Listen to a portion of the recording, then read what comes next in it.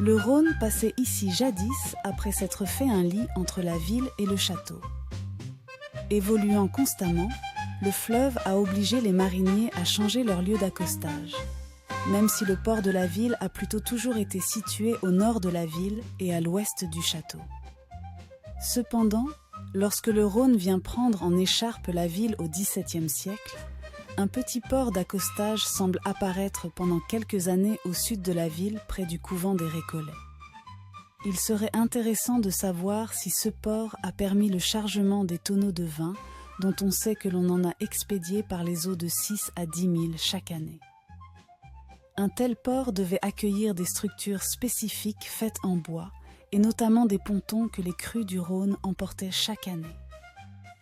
On peut d'ailleurs imaginer que ces lieux d'embarquement aient nomadisé pendant des siècles, se développant à l'endroit jugé le plus adéquat en fonction de la configuration du Rhône à l'automne, quand les marchands se pressent pour acheter les vins de la ville au XVIIe, puis ceux de la côte du Rhône au XVIIIe siècle.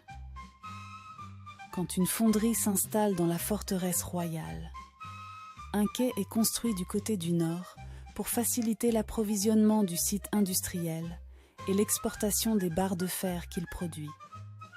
À plusieurs reprises dans les années 1770 et 80, les habitants sont autorisés à traverser la forteresse par la place d'Armes pour atteindre un autre port aménagé au pied du château.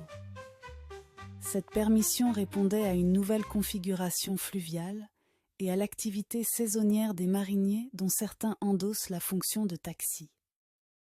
C'est par ce port qu'est emmené en urgence à l'hôpital d'Avignon un travailleur de la carrière de l'Escatillon écrasé par un rocher descendu très vite après un coup de pétard.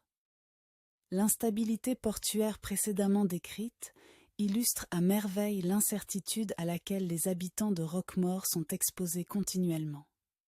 Chaque année, des convois de barques chargées de tonneaux remontent le fleuve. Ces voyages au long cours suivent les voies de halage empruntées par les viages de sel.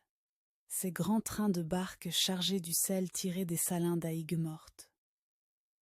Il faut des semaines pour remonter le fleuve jusqu'à Lyon, avec des chevaux, des hommes d'équipage, des hommes de terre, des étapes pour reposer hommes et chevaux, chargés encore du vin.